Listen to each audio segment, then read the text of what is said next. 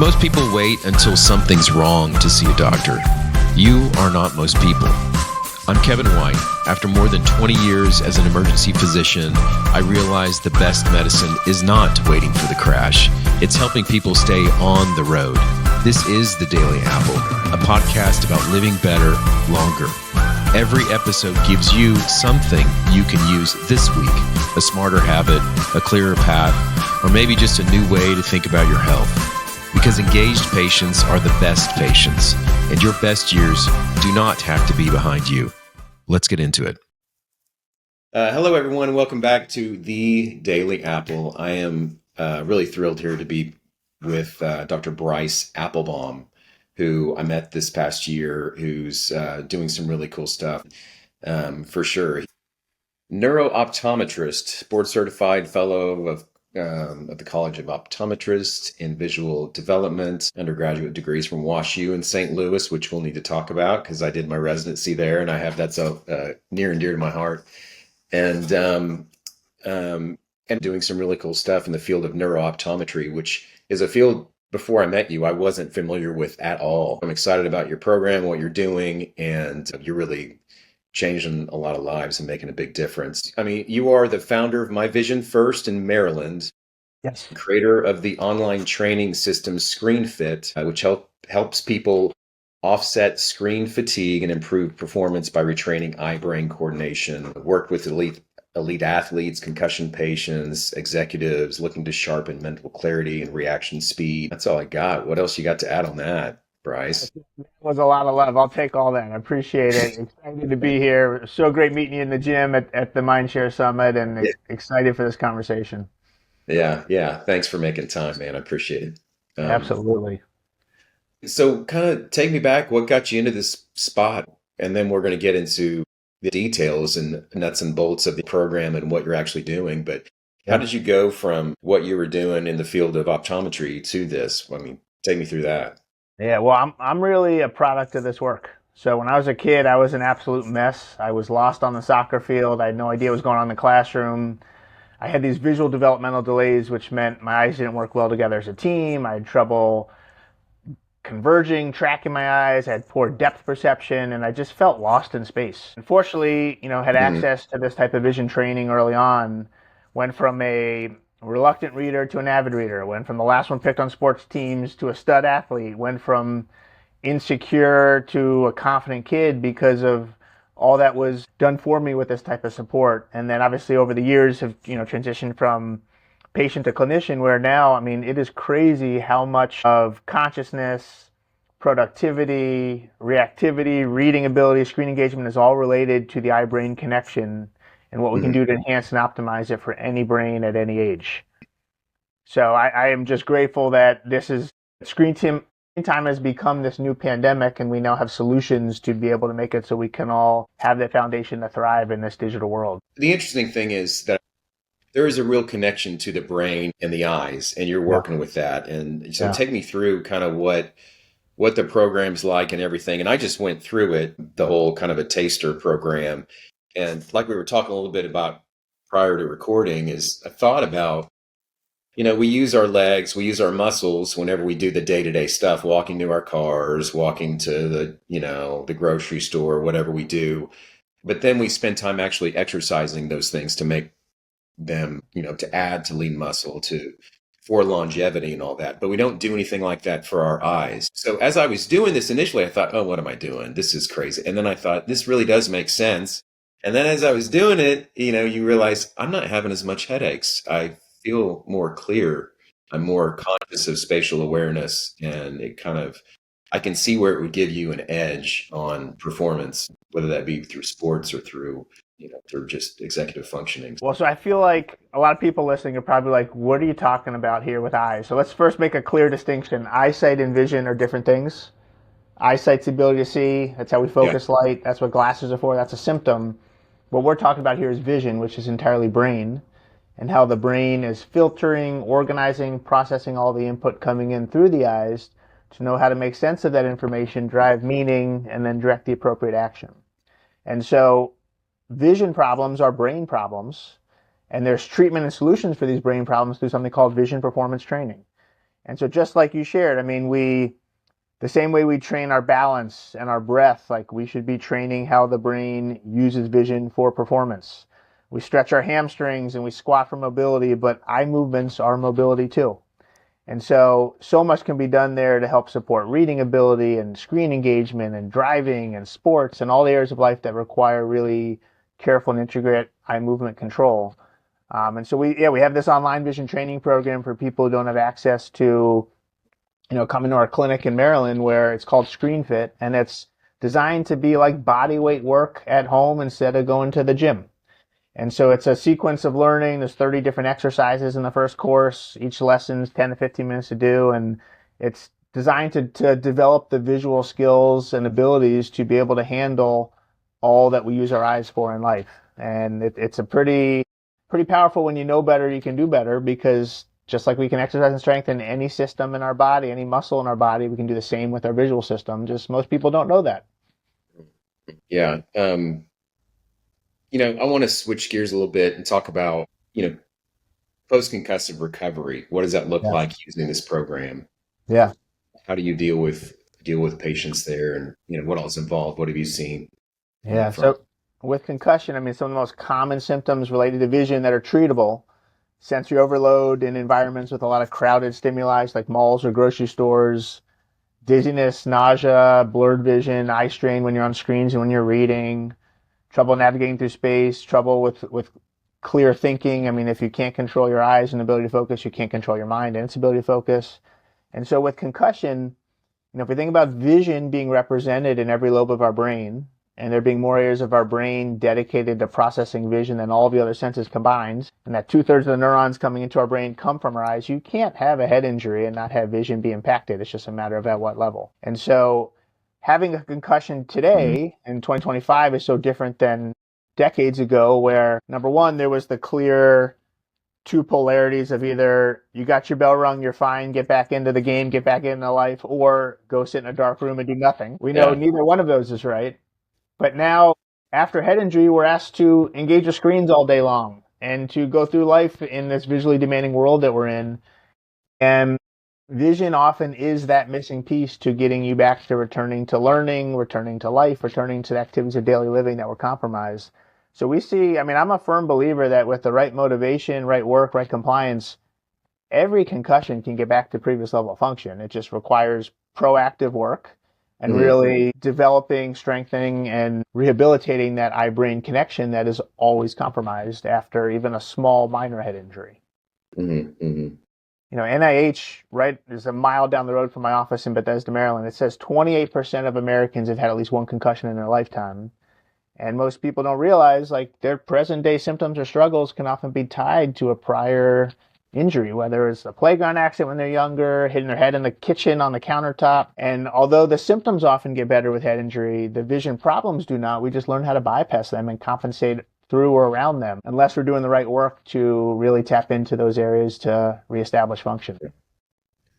Yeah, that's cool stuff. I want to talk about the constant screen use. What's something you commonly see, and taking people through the program, and how do you improve that? Because that's such a, like you said, a pandemic issue there. So, and that's got to be a lot of what you see and people going through this online program. Yeah. Yeah, there's different eye movements required for looking at screens than there is for reading a book, let's say. There's more of them, they're less organized, they're more sporadic, they're all over the place. The brightness, the glare, the contrast, and even functionally how our inside and outside muscle systems of our eyes work. Yeah. We're on screens, our thinking, our behavior, but our vision become tunneled. And it causes the focusing system, the inside muscles of the eyes responsible for clarity, to be locked up. And when we're under that state of fight or flight, we function differently from so many areas, but literally screen time is toxicity to the nervous system. And we can use vision as a primary means to regulate the nervous system when we can develop better stamina, flexibility, and coordination of these systems. So people who, are on screens, even without head injuries, even just the average American who spends 7 hours and 4 minutes a day on a screen, or the average 8 to 10-year-old who spends 6 hours a day on a screen, we're not designed as humans to be scanning and engaging with screens all day. We're designed to be scanning the horizon for Yeah. dinner and for danger rather than making these careful eye movements on this 2D device like inches from our face. And it's creating an entire generation of nearsighted people. It's creating stress for all of us, where most of us don't have the tools in place to support those demands. We're not visually ready for it. And truthfully, we don't know yet what a lifetime of screen use does to so many aspects of systemic function, but especially with vision, we're now learning this is causing myopia and dry eye and headaches and eye strain and decreased productivity throughout the day, where so many areas of life become compromised. And so with the right type of work, we can make it so that although it's great to take breaks and have movement breaks and get outside in natural lighting, the eye-brain connection can withstand all that comes from screens, all the visual stress from that environmental setup. But it requires, again, like training your brain to be a pro athlete when it comes to screens. And that's what all of us are asking ourselves to do in this digital world. Yeah, it's funny. I remember whenever, I'm sure you remember this too, in the healthcare field, whenever we had to go do electronic medical records, everybody who was around 40, the eyeglasses, the reading glasses came out. Whether you knew whether you knew you had an issue or not, it was coming out, and it came out pretty quickly. But I remember everything really took a shift right back then. Oh, yeah. All right. So I love that you bring up needing reading glasses, because all of us in our 40s, we realize all of a sudden our arms aren't long enough and we have trouble focusing and using that eye teaming and focusing systems at near. Yeah. Yes, those systems change as we age, but just like any system in our body, if we stop using it, we lose voluntary control. I always tell people, like, the first chance you get when things get blurry up close, if you're grabbing reading glasses, that's literally the equivalent of like your knee hurts jumping into a wheelchair and not using the system, rather than figuring out what caused that issue and then developing the stamina and the flexibility to withstand it. So any person can, with the right work, push the need for reading glasses farther down the road, and in many cases avoid it for a while, but you have to do the right work and have to know what that work looks like, and you have to do it. So my wife, for instance, when she turned 42, all of a sudden, like overnight, she's like, Bryce, I can't read the back of the medicine bottle. Do something here. And so we Yeah. put her through a very specific sequence of vision performance training exercises, and she reversed her age-related changes, now has the focusing system of somebody like half her age. But just like she exercises and strengthens her body, she does the same for her visual system every day, but is now not needing reading glasses. And we see people in my office from around the world who do these intensive programs where we've had 100% accuracy with adults leaving the week not needing the same strength of reading glasses, improving their near eyesight, and sometimes even kicking that can years or decades down the road, where Yeah. I would have said that wasn't possible. And now it's like, well, we know what to do to help bolster that system. Wow. So you can take somebody, I remember the first time I had to use reading glasses. It was my 40th birthday party. We had all these friends out, and a friend of mine, Andrea, if she's listening, she brought out the reading glasses, and girls always have these funky looking reading glasses. And I thought it was funny. So I picked them up. I was like, let me see these, and then I put them on my face, and I looked at the menu, and it was kind of a little dark in the room, and I could see it clearly, and it just pissed me off. I thought, dang it, take these from me. But you're telling me you've taken people from, like your wife, for instance, who start needing reading glasses, and whenever it happens, it's like pretty alarming, and exercise those muscles and bring them back to where they can push that down the road. Like you said, kick the can. That's I mean, huge. huge. I'm in my 40s. I don't wear reading glasses, and I can confidently say I will not wear reading glasses and won't need to. But I also have the secret sauce. I know what to do. The Yeah. whole if you don't use it, you lose it Yeah. mentality. I mean, from a vision perspective, when you first get those reading glasses, when you first notice sluggish control of that system, that becomes your new normal. You adapt to that, and then you need more help to maintain that same level of clarity and focus. And I mean, there's even simple exercises we could talk through right now where if you do eye push-ups every day, you can at a minimum not need stronger reading glasses, probably not even be as dependent on the ones that you have.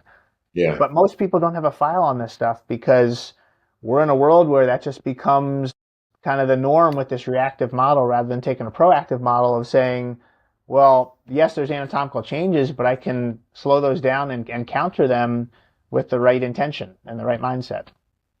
Man,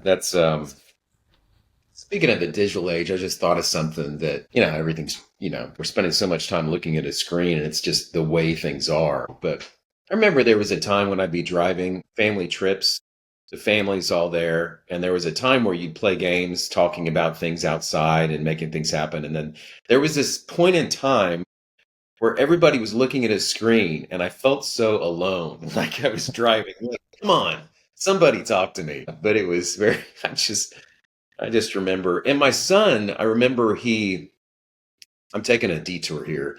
He would play games on his cell phone when he was a little toddler, and he would look at it and play, but then he'd get upset and give it back after a while. And he had this accommodative esotropia.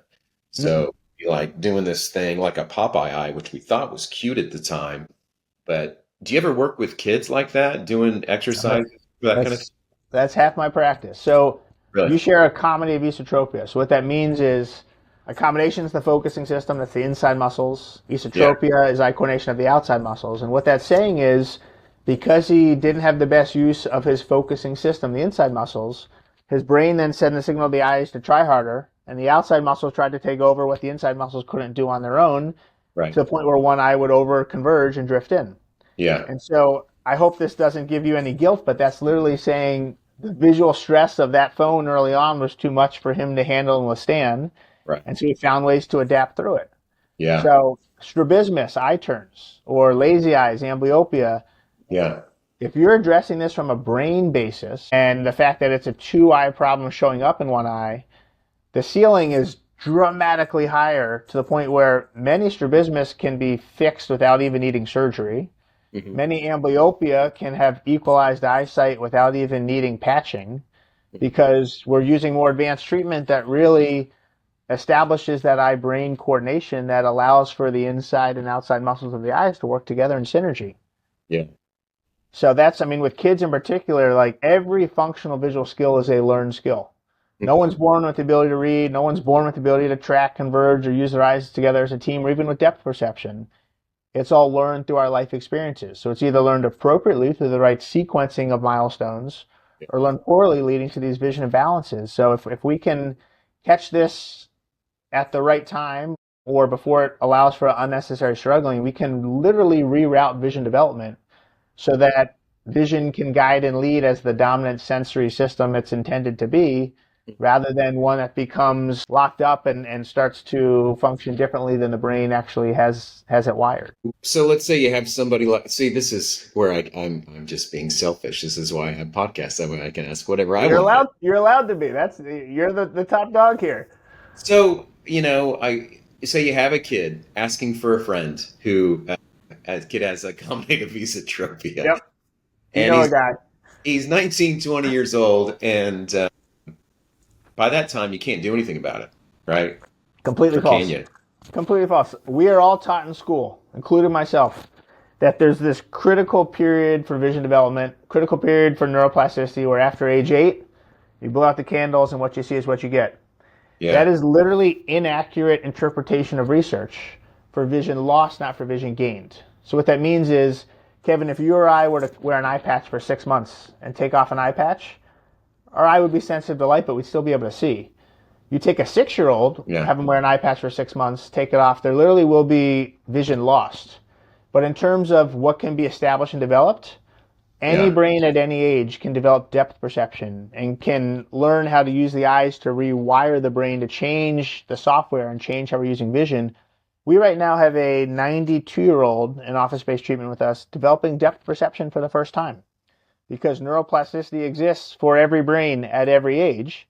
Of course, things are a little more malleable when you're a child versus when you're older, but if we can arrange the conditions appropriately for learning to take place, we can almost use the eyes as joysticks to tap into the different areas of the brain to reestablish function. And we see patients with massive strokes who have visual field defects who can see dramatic improvement in terms of peripheral awareness. We see patients who have brain tumors or concussion or even just neurological problems where, yes, things shift, but with the right work, this is like PT for the brain, but really for the eyes to access the brain to be able to tap into pathways that have either been dormant, not functioning, or not developed.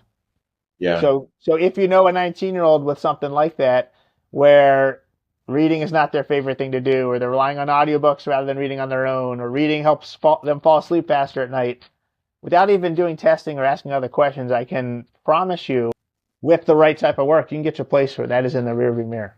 Yeah. Even, I mean, and they're requiring corrective lenses to, So think of the lenses as just taking the symptom of something being blurry and making it clear. But then it's, what does the brain do with that information? And how does it then make sense of both eyes' information to derive meaning and direct the appropriate action? Eyesight is just kind of getting across the start line, but also there is a brain attached to the eyes. And so when there's an accommodative issue where the focusing system's like an old school camera lens that's on manual focus, once we get it on autofocus, we can develop better clarity at every distance and often not even need the same power lens for prescription because we can do more functionally to be able to engage with the z-axis or what's in front of us. This is exciting. This is why I love talking to you, man. Because so there's almost, I mean, anybody can get value of this out of this, work being done. And there's not, there's no age because, you're never too far gone to get some real benefit from this. I would say everybody would benefit from this work. Maybe not everybody needs this work. Right. But, especially with years and decades of unnecessary struggling because of hidden functional vision problems. Yeah. If it's identified appropriately, I mean, so much can be done. So often, ADD or ADHD, for instance, is not that. It's a hidden functional vision problem causing the exact same symptoms or behaviors. So often, dyslexia is not dyslexia. It is a tracking problem or a focusing problem or the eyes not working together as a team. And there's so many labels that our medical system slaps on behaviors and symptoms without addressing the vision, without addressing the root cause. And I would say, at a minimum, ADD, ADHD, dyslexia, autism spectrum disorders, executive functioning challenges, learning disabilities, those are incomplete diagnoses without addressing or ruling out vision first, because it causes the exact same struggling and it's all treatable. Comment more on like neuroplasticity from what you've seen. We've learned that, we always used to think that once it's developed, you can't do anything about it, cognitive decline and all that kind of stuff. You're just hosed and there's nothing you can do and good luck. But now we know that there's really neuroplasticity and we can change the way, and you've already commented on some of that, but tell me more about, stuff you've seen, maybe some stories along those lines. I'm sure you got plenty of success stories in this field you're doing. So, I mean, we all think that as we age, that cognitive capacity drops and that our vision gets worse. And although that's common, that's not normal. And you, as one of the leaders in this entire space on longevity and anti-aging, I mean, we often think longevity is based off of lab values and biomarkers, but it's really about how your brain receives and responds to the environment. And vision is the gateway to our environment. So, we see patients who have terrible motion sickness when they're a passenger in the car, the back seat, but it's so much better when they're the driver. That's faulty integration of central and peripheral processing. That's often the vestibular and visual systems sending conflicting signals. Those are almost neon lights around that profile sharing. There's a visual component that's treatable. We see people who, are in a constant state of fight or flight, where the human visual system under autonomic distress, our pupils widen and we get locked in with this tunnel vision, which can cause anxiety and mental health challenges when we're driving over a bridge, going up and down stairs, just simply not trusting what we're seeing. We can use vision to regulate the nervous system, but really to then allow for better gait, better balance, better coordination, so that our visual midline and our body midlines are given the same information. But I think it's really put, like, if the eyes aren't functioning the way they're supposed to, and if the brain is on overdrive, then the rest of the system, it's so much harder to compensate. So, for people who are avoiding reading or people who rely on audio for everything, so much can be done to get our dominant sensory system to be that system that's guiding and leading like it's supposed to. I mean, I have so many patients who, you know, don't schedule important meetings in the afternoon because they're so fatigued, there's brain fog, and they're just drained. And Yeah. then we uncover that it's literally their brain working harder than it needs to, not using the visual system the way in which it's wired. Yeah. And we then get to a place where vision is giving them a boost throughout the day. And we often help, you know, executives, but even professional athletes, Olympic athletes who hit a ceiling, not because their biomarkers are bad or because there's other systemic issues, but because their eye-brain connection is inefficient. And then that creates this kind of invisible limiter. And literally, like, as hyperbolic as this sounds, we should be thinking about vision as a missing piece to so many different puzzles where it's not again the ability to see, it's what is the brain doing with the information from the eyes and how are the eyes working together as a unit, which is our first connection with so many aspects of life and even interpersonal connection. I'm actually this morning just saw a patient who was here for an evaluation, and her chief complaint was in conversation, she doesn't know where to look. She feels insecure because she's like, I'm looking at their left eye, their right eye, their mouth, but they're not able to see the whole face. And then they become even more tunneled in. And I said to her jokingly, I said, so are you also somebody who like misplaces their keys? And she's like, how did you know? I was like, are you somebody who has trouble organizing a room and keeping things spatially organized? She's like, yes. I was like, yeah, you're stuck in central focal processing because your peripheral vision is collapsed and your autonomic nervous system is in a state of fight or flight. So she's one where, I mean, we have countless patients like that where when we can teach their brain how to access periphery and central input simultaneously, she can develop depth perception. She can understand sense of self and space, and then she can actually focus on being present in her environment rather than how to just navigate the fatigue and unnecessary struggling that's occurring. Yeah. And actually be a part of the conversation and connecting with somebody as opposed to saying, oh, where do I look? What do I do? Da, da, da, da. Huh. Phenomenal. You create a better living situation for the woman once you work with it. 100%. I 100%. guess, yeah. And so you work with CEOs, competitive athletes just to gain a competitive edge for sure, it seems like. And then, But also the everyday Joe, the everyday weekend warrior, or even just yeah, person who's on a desk job all day. And by the time they get home, they feel like they've been running uphill all day, wearing ice skates, carrying a box of bricks, and they're too tired to yeah, have conversations with loved ones or to have the patience for their kids because they're literally just their visual system is stressed, and that then stresses the rest of the body. And I think I've shared this already, but our visual system can regulate our nervous system in ways where it can tie together so much other capacity that we're not even tapping into.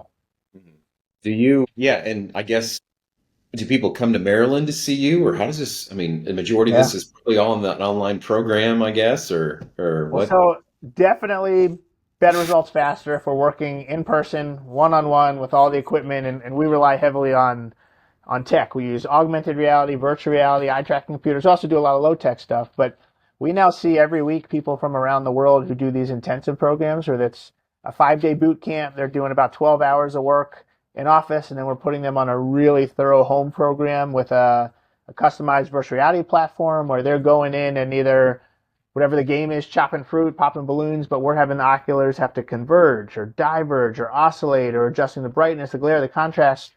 And then we're arranging the conditions to establish new learning, to establish new firing and wiring to allow them to get their eyes to work better together or to have better depth perception, whatever that may be. And so with these intensive programs, I mean, it's the equivalent of like 3 to 4 months work if you're local, but in a week's time. And I think we've had 11 countries represented now. And it's really the hard part with this is vision performance training. It's not like PT, where for sprained MCL, you're getting a dozen sessions for grade 1, 2 dozen for grade 2, and depending on where you go, it's kind of the same work.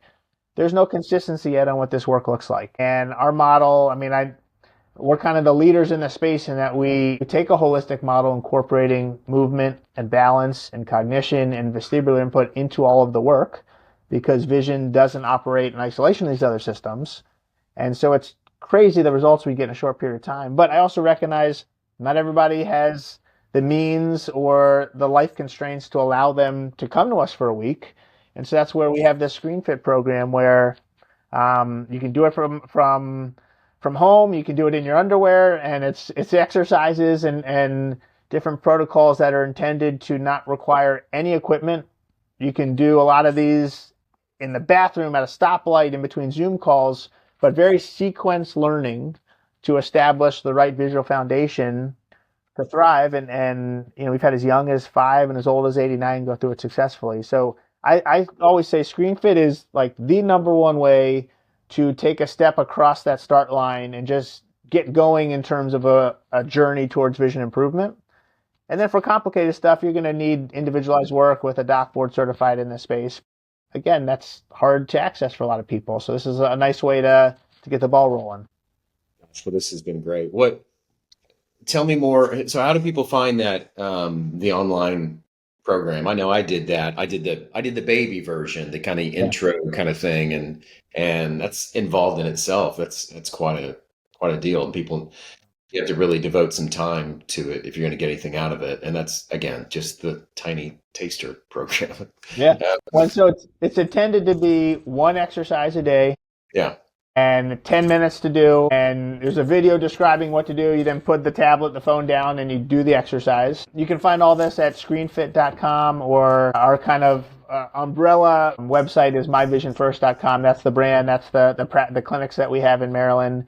And then you can access ScreenFit on there as well. But I mean, there's so many entry points. I mean, we see people who are local, who do work a couple days a week in office, the rest is at home. We see people who are just on a home program or just do ScreenFit.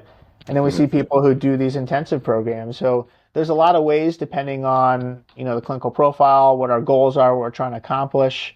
And then even on social media, I mean, we pump out a ton of different vision exercises and talk about how different areas of life, like motion sickness, trouble catching a ball, poor interpersonal connection, how that's related to vision, and then what we can do to start today to get there.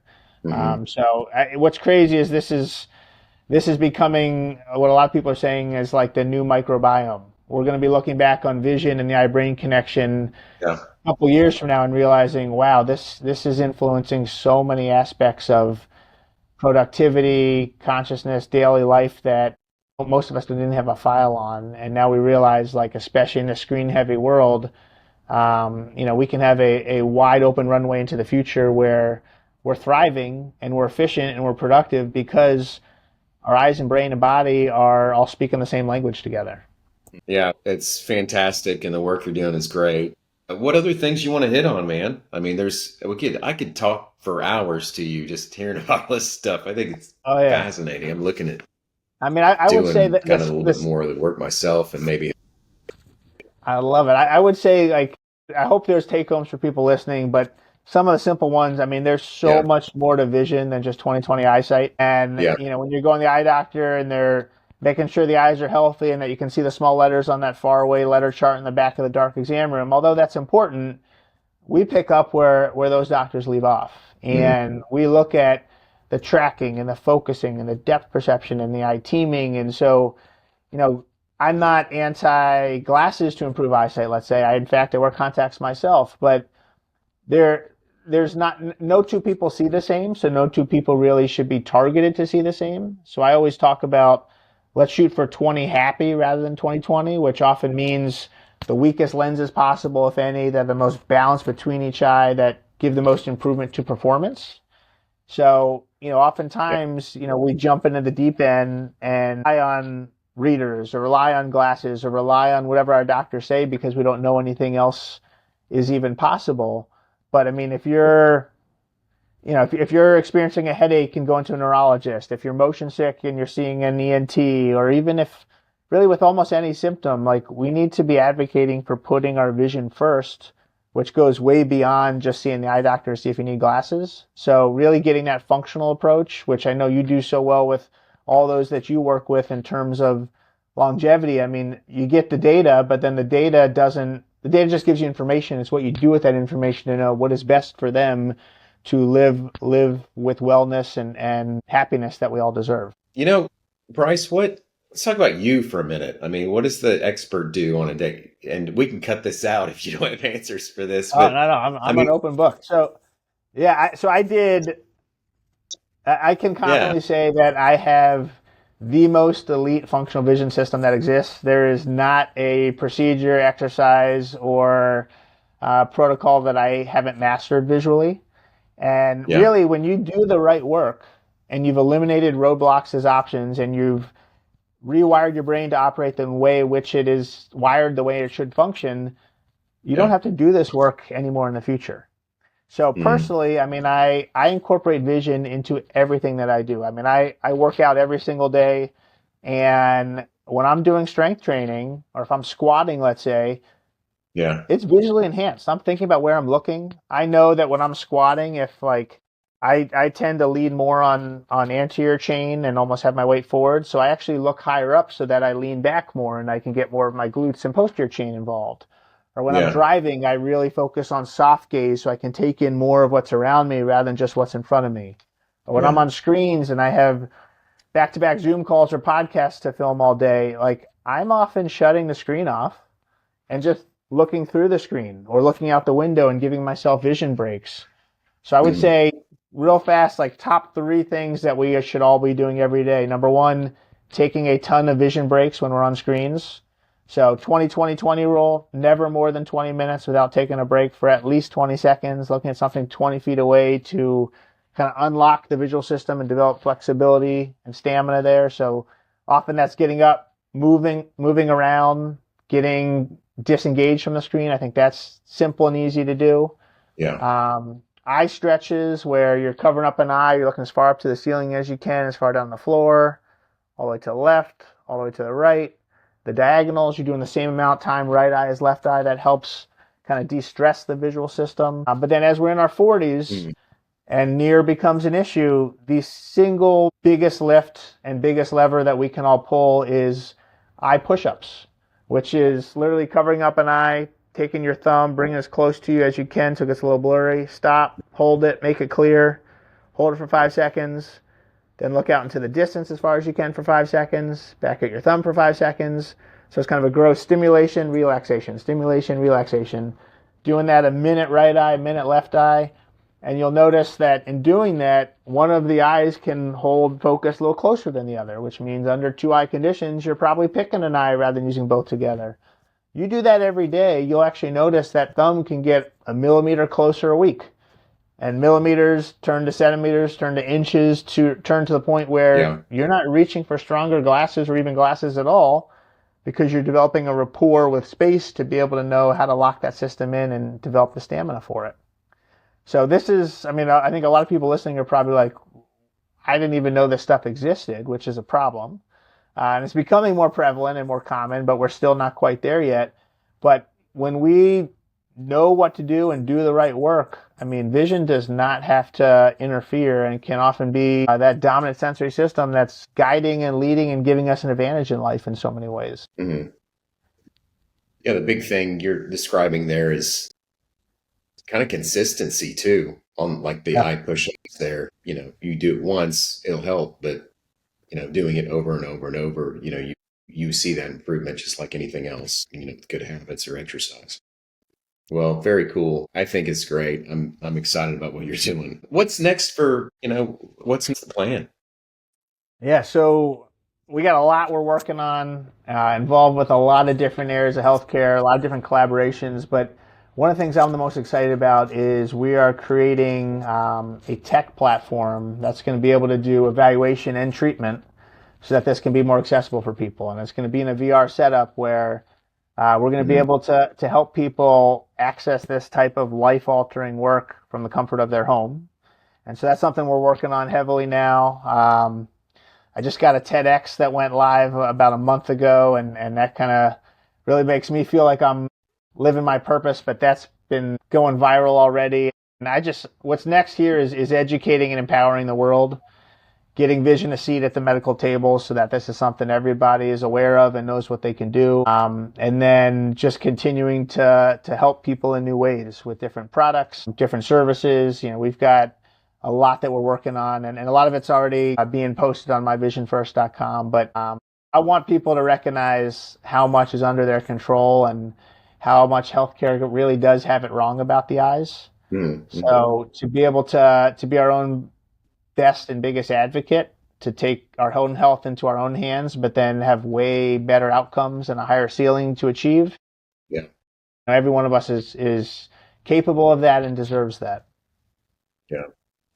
Um, well, this has been great. Do you have any other points or anything you want to bring up before I we could talk for hours here. sign I off? would Wrap it say, up? one of the few pieces we didn't talk about, nutrition, lifestyle modifications, supplements. I mean, anything good for brain health is typically good for eye health because eyes are part of your brain. They emerge from the brain in utero. And Mm-hmm. so, there's a lot we can do from a training standpoint, but also giving our body and our brains the right instructions to function at its potential. Yeah. What we eat, what we take, what we do really also plays a big piece in this puzzle as well. So I think knowing that, you work with so many people on just finding health span as well as lifespan to be optimized, but then also the longevity piece, anti-aging piece, biohacking your vision is becoming a thing now. And if we're living past 100, we better be able to see and function well. Because if we can't, then what's the point of living that long? Because we're not going to be able to live the fulfilled life that we all deserve without vision doing what it's supposed to do. Yeah. So if you were to teach every 60-year-old one daily habit to preserve their brain and vision for the Yeah. next 30 years, what would be one of the top ones? Is eye push-ups or what? What do you think? Eye push-ups, without question, is the most efficient vision exercise we can all do. Yeah. I mean, and on ScreenFit, there's 30 different lessons like that are simple, sequenced appropriately. We have a second course as well that has another 30 lessons. And, I think taking breaks, doing the work, and then also eating the right way. I mean, a low inflammatory diet is great for visual function and for brain health and the eye brain connection. But Mm. then moderation, like taking breaks from screens and getting outside Yeah. and getting natural light and allowing vision to guide movement like it's intended to. We Mm. all need to have a really healthy balance there. And with balance, we can achieve so much more. Yeah. You mentioned nutrients, sort of supplements or whatever. What are some common ones that, whenever you see somebody for one of these intimate or more intensive programs, it doesn't intimate, maybe it's intimate as well. But They're both. so what are like three or four things that it's like, oh man, your omega, you don't have any, your omega Yeah. index is terrible. What are a few things that come to mind that tend to be missing in a lot of people Yeah. that they don't get and that you really watch for? I mean, yeah, omegas that you just shared, that's one of the top ones. I mean, so many people are deficient in omegas, Right. and Yeah. especially for the eyes. Omegas are so helpful for our tear film and supporting dry eye, so Yeah. helpful for our retina and the photoreceptors that are back there that respond to light. So, that's something that is huge for even cognition, the ability to process what's coming into our eyes. Yeah. Antioxidants are huge, vitamins A, C, and E. Glutathione is a wonderful detox Mhm. for our eyes and for our entire systemic health. Yeah. Lutein and zeaxanthin. So lutein is found in egg yolk. Zeaxanthin, in a lot of the green leafy vegetables. And then, it's also equally as important of what to avoid. Like the seed oils, the processed foods, the sugar. That's damages the delicate layers of our retina. I mean, there's clear ties with macular degeneration and cataract formation and health problems by just having the wrong instructions that we're giving our body through food and nutrients. So I think those are kind of the simple ones, but then supplements on top of that. I mean, there's so much that can be helpful there. And I think ultimately it's the screen time. Like we got to have moderation there. We got to take breaks, especially for brains that are not developed yet, but even for adult brains. Yeah. We got to be mindful there as much as we can. Oh yeah. Especially with, all these kids that are in their 20s and playing video games all the time. That's a whole different episode, Oh, man. yeah. Can't handle Oh, it. yeah. We're working with professional gamers now, Oh, no professional way. professional poker players who are on 20 different games on their screens at one given time. Yeah.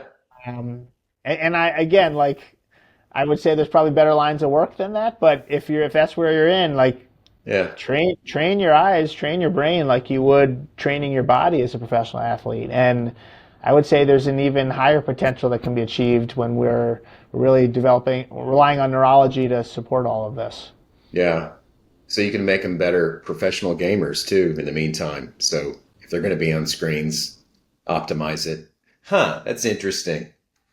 That's really interesting. Okay. Well, man, Bryce, I really appreciate you taking the time. You're one of the most interesting guys I know, so I really appreciate it. Where do people, refresh us? Where do people find Yeah. you again? Yeah. So appreciate the love. You can find us on myvisionfirst.com. That's kind of the hub of where most of what we're doing is all under. On Right. Instagram, Dr. Bryce Appelbaum. But it's Applebaum is not spelled like Apple. My ancestors wanted to make things difficult for us, so it's Appelbaum. And I would say YouTube as Hmm. well. But if anyone's listening and wants a really fast, efficient way to understand a lot of this, that are the TEDx that just came out. It's titled "Why Everything You Know About Vision Is Wrong." That's on YouTube now, but that's under 12 minutes. I talk fast, but we get a lot in there, and that's a nice way to really kind of get the Cliff Notes version of a lot of this work. Yeah. Yeah. Well, cool. And I guess we're offering for our people Daily Apple, right? Daily Apple, yep. If you type in Daily Apple into ScreenFit, so normally ScreenFit is $497 with Daily Apple code because you seem like such a good dude and loving this conversation. We're going to give $200 off, so it goes from $497 to $297, Cool. and it's something that you only have to buy it once for your family. Everybody in the family can do it. It's in the process of being turned into an app, but it's a really robust protocol program to develop the visual skills to thrive in today's world. And if you stick to it, we've had 100% of people who finish the program see a reduction in symptoms.